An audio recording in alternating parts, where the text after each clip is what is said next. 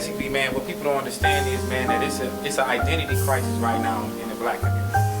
To me, personally, from the things that I've studied and the things that I've witnessed, the identity crisis is the biggest problem in Black America, or whatever you want to call us, African Americans, or whatever the case may be. I know what you're talking about. Yeah, it's the biggest problem, because think about it. We are the only race of people that lack identity. Right. When a Chinese person sees someone in Chinese garb, they don't laugh at them. That's a part of their culture. Right.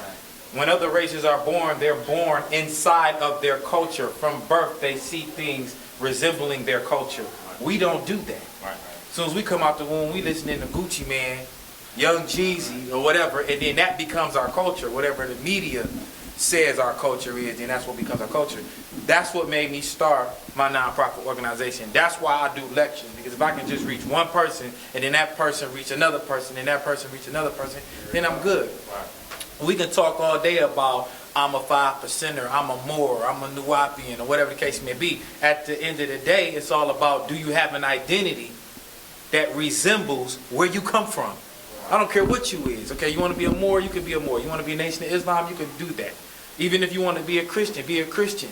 I don't argue about whether or not Jesus was white, because we know he was black. You know what I'm saying? You know what I'm saying? I don't argue his blackness, I should say. I argue his whiteness.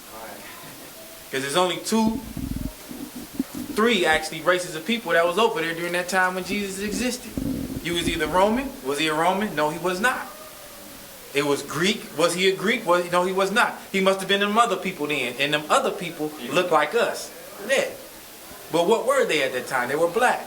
There's no way you could have walked through the sun and do the things that Jesus Christ did without any type of pigmentation going on, brother.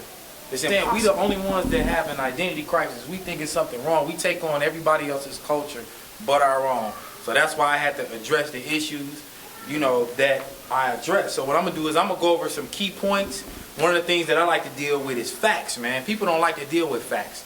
We got belief mixed up with facts, and those are the things that I'm going to, you know, tap off into.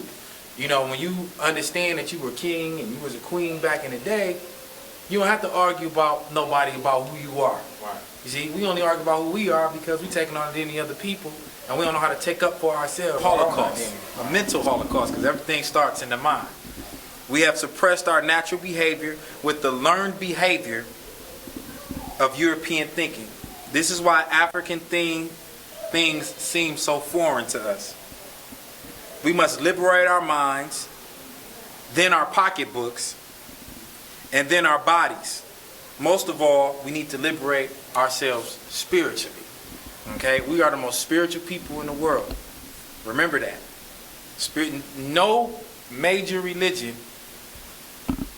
that exists today did not abduct something from the African culture.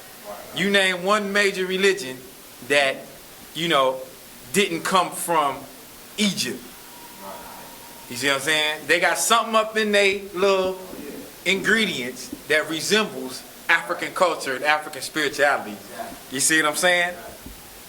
Spirituality has been the basis of African people, black people, or Negroes, or colored people for thousands of years. This spiritual backbone has been stripped from us by the same people who has manipulated, invaded, mutilated, and destroyed the very thing which we used to stand on, and that's spirituality. We were first enslaved physically, talking about in this country at least. The brutal massacre of invaders are the reason for our physical destruction, penetration from all sides of the north. And what I mean by that is, if you notice, put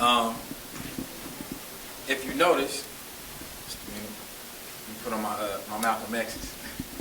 You know what I'm saying? What up, Angela? You alright? Yeah. If you notice, a lot of people don't know this, but all civilization started here. Okay? All civilization started here. The Nile flows from the south to north. I don't know if anybody knew that. The reason why the Nile flows from the south to the north, because evidently that's how God wanted it to be. Okay? Who switched it around, I don't know. But that's what we're here to talk about. Food, lumber, all these things the whole agriculture society traveled from south to north. All right. Ethiopia is basically the mark where we all come from, and then civilization branched off from there. Okay, lower parts of Africa. So when I say the different sides of the north, I mean all up here. The invaders, they came from up here and they came down. We were already here. Right. You understand what I'm saying? That's why when you hear people say stupid stuff like the Arabic people in Africa right now are the indigenous or the original people from over there because they were born over there. Right. Well, that's a misconception. Because Arabics don't come from Africa. Okay? So what I want to do is I want to give you some key pointers real quick on how to deal with people, because especially I want to say, like, caught up in a certain religious paradigm does not make it a fact. Okay? You have to understand the difference between a fact and a belief. So I'm going to give you some key points so you can deal. I'm going to give you some words to look up. Simple words, nothing complicated, so you can know how to deal with facts and you can decipher a fact from a belief, because that's the main argument. Because one thing I don't believe in doing anymore, which I used to, is arguing with a fool. I can't do it no more. I'm too seasoned in what I know to argue with a fool. If you want to believe Jesus was white, if you want to believe somebody took a stick and hit the rock and water came splashing on to the side and a whole bunch of group of people went through the Red Sea, and his name was Moses. If you want to believe that, then that's fine. More power to you.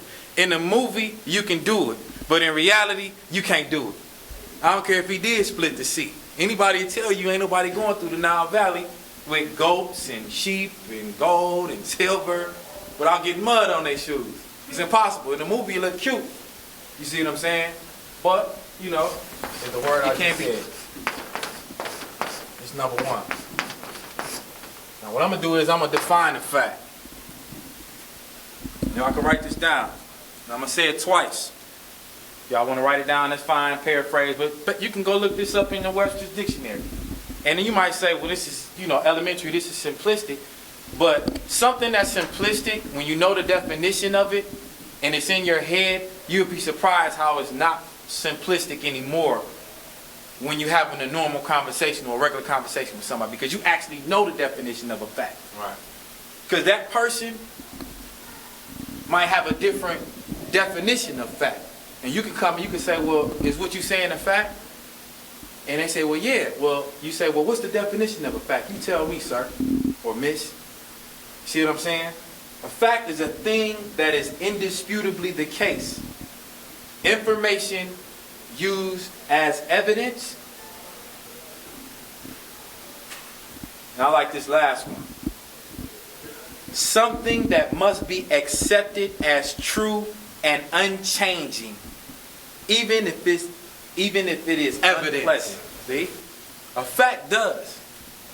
That's what makes it a fact, because it has evidence to it. A belief is just basically a strong conviction about something. But that doesn't mean that it has evidence. So when you're talking to certain people, you have to know this.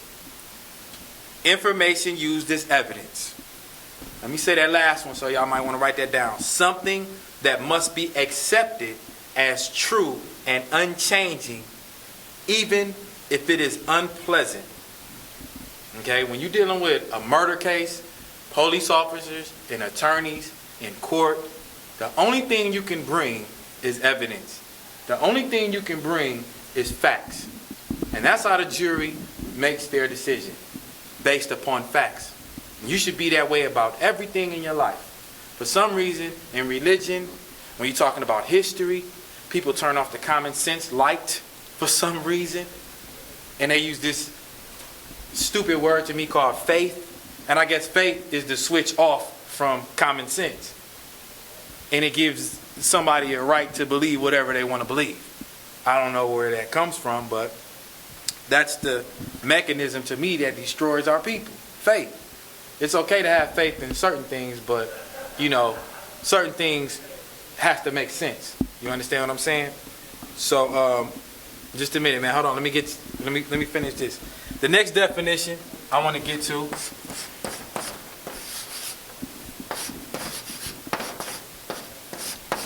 Y'all probably already guessed it. Is belief. And like I said, you guys know these words. But when somebody gives you the definition, to me it gives you a greater revelation about it.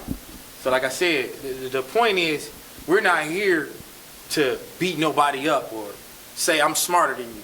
We're supposed to be here to help people. When you have this information and when you become conscious, it's supposed to be to help people. That's what it's supposed to be for, so people can not have an identity crisis. The people in this room don't have an identity crisis. We're aware, we're conscious about where we come from and who we are, most of us. So these are tools that you can use when you're talking to people that's unconscious. Okay? A belief is an acceptance that a statement or something is true, whether fact or not.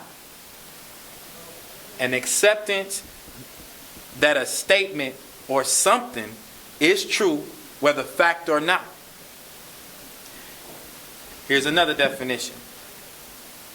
A firmly held opinion. Notice how the word opinion is in the definition of a belief. Well, actually, a belief is something that has a strong conviction that you think is true, but it's not necessarily true. And remember, we broke down the definition of religion.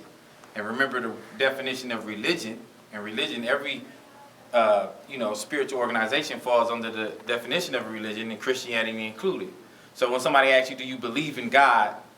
That word believe automatically puts that question into belief and not fact. Right. Because a fact and a belief, okay, a fact and a belief are two different things, right? They're two different things. But sometimes in spiritual organizations, we use those words as though they are the same, and they're not. These are facts. So a belief is something that you have a strong conviction about, meaning you think so hard about it that you think it's true or it's a fact, but that doesn't mean it's a fact or true just because you feel strongly about it. That just, you see what I'm saying? That just means you feel strongly. So people, they believe in God, but that don't mean God exists. They believe in Jesus, but that doesn't mean Jesus exists. That just means you have a strong, conviction about it. A lot of religious people, what they do is they use the word belief and they treat it as though it's the word fact. Because something might be a fact within their paradigm of Christianity, something might be a fact. But the fact that Christianity is a belief within itself doesn't mean that what they're talking about is factual information. It's just factual information in their paradigm. In their paradigm of Islam, if you're a Muslim. In their paradigm of Judaism, if they're a Jew. You see what I'm saying? So you gotta watch getting caught up in the conversation. Something might sound factual, but it's not. Okay? Belief is a strongly held opinion. Okay? It's a strongly held opinion. It's not based on anything factual. Okay? Does God exist? Is that a fact or is that a belief? What would you say? It's a belief. Why is it a belief? Because it's a strong opinion that a lot of people caught on to. Is there any physical proof that God exists besides what you've been taught about God? It isn't, is it? To a certain extent. To a certain extent, like what though? Because of the earth and the moon and the stars? But who's to say God created that? Scientists say that was all created on its own. You see what I'm saying? We can go on. How? Exactly, but we don't know if it's God. We don't know if it's that deity called God. Right. And if it is God, which God are you talking about? Right. See what I'm saying? Right. So that still falls under what? A belief. Now name something that's a fact. Anything? Yeah. We all in this room right now? We all in this room right now. Do you have to prove that? No. Okay. Facts. Do you have to prove anything? No. Beliefs, do you have to prove something? Yes. Exactly. Exactly. So that's the difference between the fact and the belief. The fact that you have to prove it. See what I'm saying? And that's if it can be proven. That's if it can be proven. And if it can't be proven, it's still labeled as a what? Belief. Or an opinion. And what's the other word that we use that falls under belief, opinion, and what's the other word? Idea. Idea, but what is that? Philosophy, remember? That's right. You know how you got different denominations in church. You got Baptist, Methodist, Christian, right? Non-denomination. All these are doctrines, right? Doctrines are what? Customs. Custom beliefs. No, doctrines are strongly held opinions. Strongly held opinions. Exactly. I want to make that clear. And remember, we talked about reality. You remember that? I like reality because reality, I'm gonna say this. Reality is the world or state of things as they actually exist, as opposed to an idealistic or national idea of them. I'm sorry, yeah, a rational idea of them. A thing that is actually experienced or seen. The state of fact of being real. Having actual existence. Actually occurring. Okay? So when you deal with things like artifacts, that's one of the things that we broke down, which we were talking about archaeology. We broke down the definition of archaeology or archaeologists, okay? The science of antiques, especially prehistoric antiquities, which investigates the history of people by the remains belonging to the early periods. Archaeology deals with artifacts. Once you discover this artifact, an artifact can back up what you believe, but once you back something up with an artifact, you don't have to believe it anymore. You know it. So I ask all, spiritual organizations, where is your archaeological or factual or evidence of reality in what you believe? You understand what I'm saying? So once you find an artifact, you don't have to believe it anymore. Remember we defined the word cult. You remember that? And it's not quite a religion, but they got a cult, a system of religious veneration and devotion directed toward a particular figure or object. A relatively small group of people having religious beliefs or practices regarded by others as strange or weird. So if you are outside of the paradigm of the major religions, such as Christianity, remember we talked about the major religions? Judaism. You're not a, name another one. Buddhist, Muslim, Islam. If you don't fall under these, main religious institutions, you're considered a cult. Now remember, these are definitions that we use all the time. And the reason why we broke down these definitions is because what? When you're talking to somebody, you want to get a clear understanding with a person. So when somebody say the word fact or belief, you want to know that this person and you are talking about the same definition of whatever y'all talking about. So if y'all talking about a belief, you want to make sure that person knows what the definition of a belief is. So you can go to the person, you can say, hey, well, in the Webster's Dictionary, a belief means this. Is that your definition of a belief? Okay, so now we can talk about belief. Now we can talk about God, because you see what I'm saying?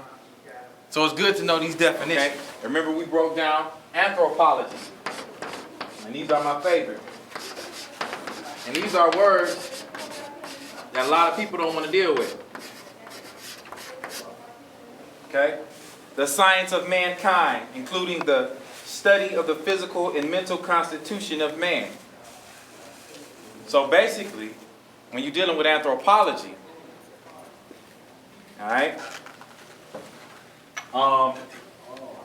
a European cannot tell you about the science of mankind concerning Africans involving the physical and mental constitution of that man.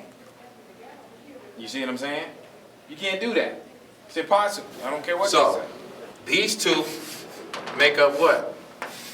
This fact right here. Archaeology, anthropology doesn't support this, or it wouldn't be a belief. If you got this, it eradicates that. Feel me? All right, what's the other definition? Do you remember this? Okay, we also dealt with the definition of a religion. The definition of a religion is the belief in a worship of a superhuman controlling power, a personal god or gods, details of a certain belief, a system of faith and worship. Remember we talked about the word faith and how faith is basically a belief in something. So when you hear people talk about faith, faith is always under belief. It's never under fact. Because if you have fact, you don't need faith. The belief, you know what I'm saying? The belief, remember we said the word religion has the word the belief. See? Not the fact. The belief in a worship of a superhuman controlling power, a personal god or gods, details of a certain belief, that's another definition, a system of faith and or worship. Remember we talked about faith? Faith is the mechanism where people turn off their common sense light and they say, okay, I don't care what science says, I don't care what common sense says, I'm just going to have faith that it actually happened. Without no proof, without no evidence, but yet we don't do that in our everyday life. When we work a job and the boss say you're going to get paid in 2 weeks, we believe that boss. So when the check time comes, we better get our check or we're going to be upset. Why don't we do those things when it comes to spirituality? I don't know. Who said you're supposed to turn off your common sense, light bulb when it comes to God? I don't think God wants you to do that. So why do it?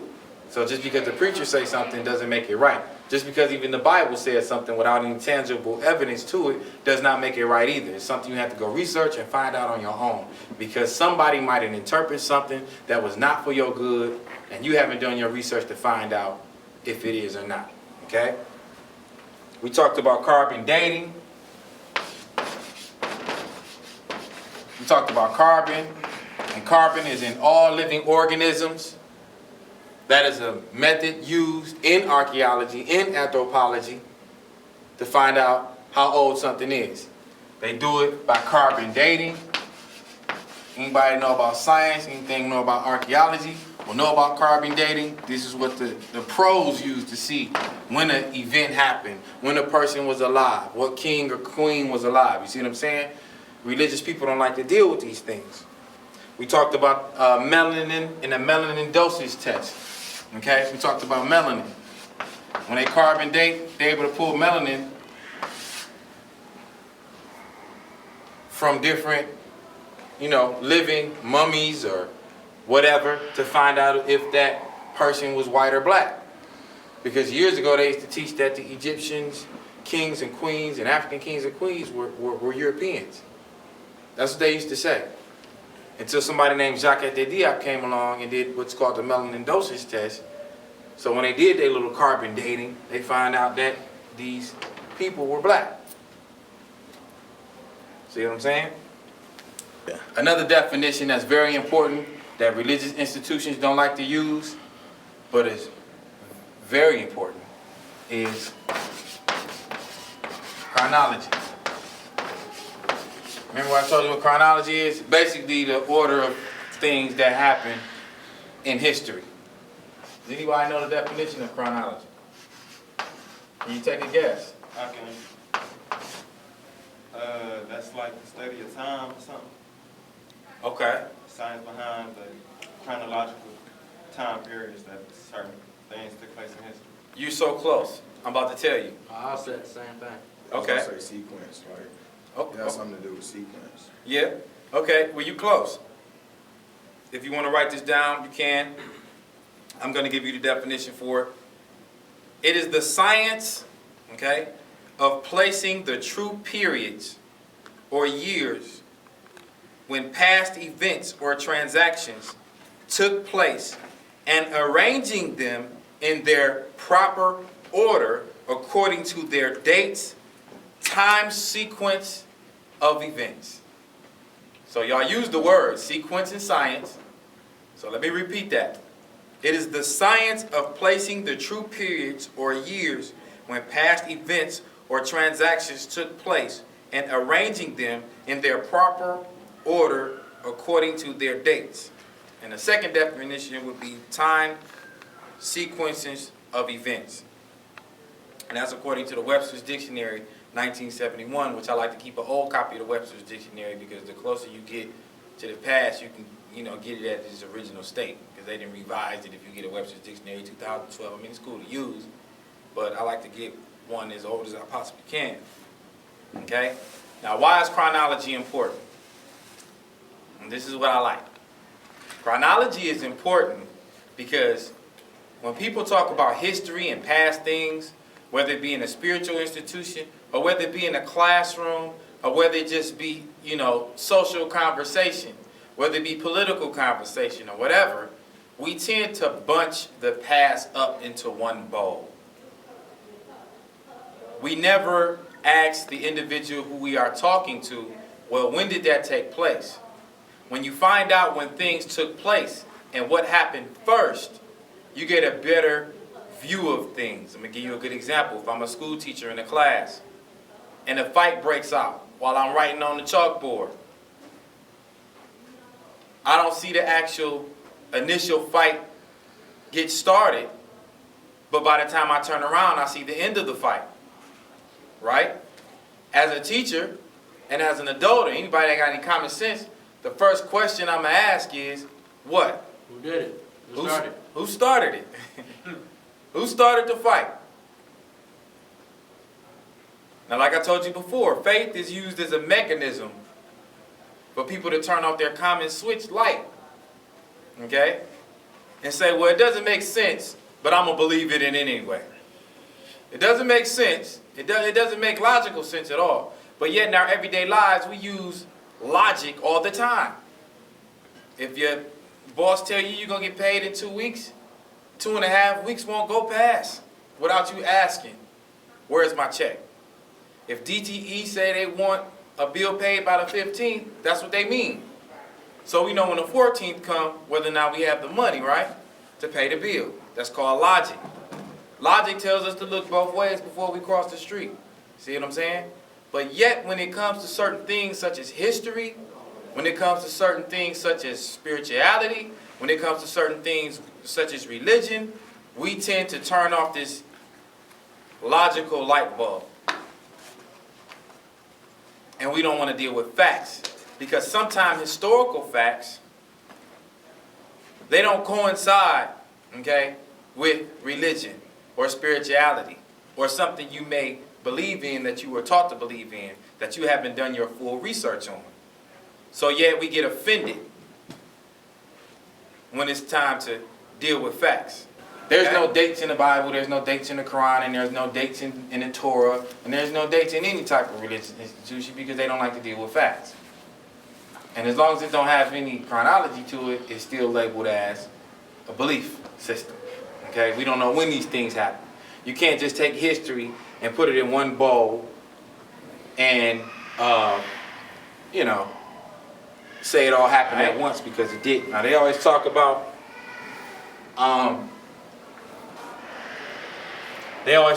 this word right here. But when you talk about history with somebody, you have to understand, what do they mean by history? And history is the study of past events, particularly in human affairs. So you can't study history without dealing with chronology. So now let me ask you a question. Does any spiritual books, can you use any spiritual books when it comes to true history? Remember, chronology is the true periods in which they happen. Can you use the Bible as to know what happened in history?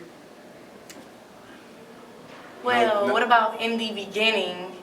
Yeah, but that's And then it tells you how it's gonna end. But it's no Are dates though. those- Because remember, chronology is the true periods and placing the true dates. You only know those true periods and true dates by studying what? Anthropology, archaeology, tangible things, factual things, right?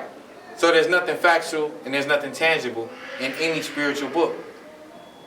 None. So, can't do that. Another tool, remember we talked about, I'm just running through these definitions, is science. Remember we talked about science? Science is knowledge arranged. Anything could be a science. It's a science behind how a person drives. It's a science behind how a person lives. It's a science behind how a person goes to work, right? Anything and anybody can become a science. Remember we talked about that? So religion is a science. Because there's a pattern of things. This book is based on, blah, blah, blah. This religion is based on the Quran. See what I'm saying? That's a pattern, all right? So anything that's a pattern or information arranged. Now, the average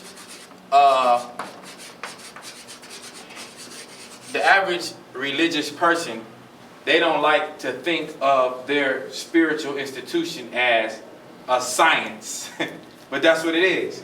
And we still fall under the universal definitions, all right? Now, another definition. If you use these definitions, won't nobody be able to argue with you. I'm sorry. Anybody know where all religion, on this map right here, can anybody tell me where all the bases of all religions come from? Africa. Africa. That's right. Africa. So we're going to put this at the top. Can anybody name me the 3 major religions in this country, in Western civilization, in America? Christianity. What's the other one, bro? Islam and Judaism. Christianity, Islam, and Judaism. All right. Can anybody tell me? Each of these have their own separate book. What's the book of Christianity? The Bible. Okay. Is there any archaeological proof to prove anything in the Bible? Yes or no? I don't know. No. The answer is no. I've already done my research. Is there anything in the? Is there anything? What's the book of the? I'm sorry. I got a question. Sure. All right. I done seen the Quran spelled with a Q and a K. Is it the exact same book? No, it is not the exact same book. 5%ers use a certain type of Quran. Sunni Muslims use a certain type of Quran. The Moorish Science Temple use another type of Quran. The Nation of Islam basically use the Sunni Muslims' Quran. So if it was one to read, you read all of them, or I would read the original one and which because one? the other one's derived from that, which So would which be the one? Sunni, Sunni the one originally written in Arabic. with a Q. Yes. All right. They usually green. I got one at home. What's the Book of Islam? The Torah. I mean, I thought The you The Quran. We just talking about it. Then, Is there any scientific, archaeological, is there any scientific, archaeological, anthropological, tangible, physical evidence to back up anything in Islam or the Quran? No, there is not. If somebody can prove me wrong, please do come to the class. My phone number is 313-790-6166. I'll be more than happy for you to show me that so I can become a Muslim. What is the Book of Judaism? Anybody can tell me that? Torah. There you go, the Torah. Which really consists of what? Can somebody tell me what that consists of? the Old Testament. There you go. It consists of the Old Testament of the Bible. Can anybody tell me which book was first? In the Old Yeah. Testament?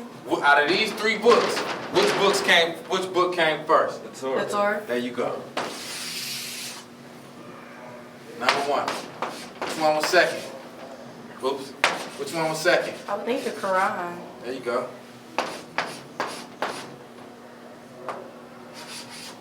Which one was third, of course? Christianity. Why was Christianity 3? Why would you say that?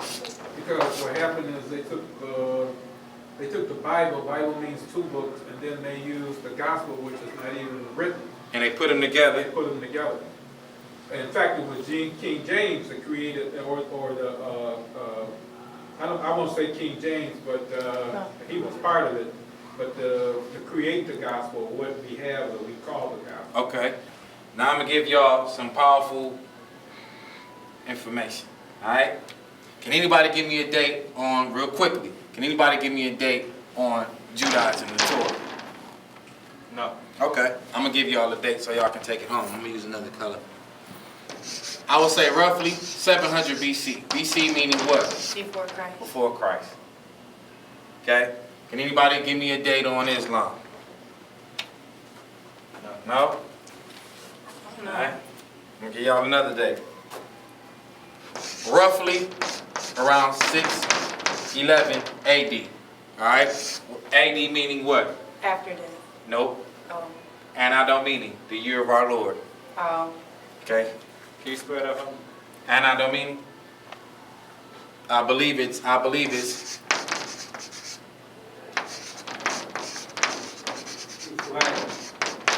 Anno Domini. Can anybody give me a date on the Bible? Nope. 1400? The German version, I'm sorry, the German version was 1411. You can go look this up. And then the main version that we all like, the King James version, was 1611 AD. See how old, how young the Bible is? It's 2012. See? Feel me? So, now you got them in order.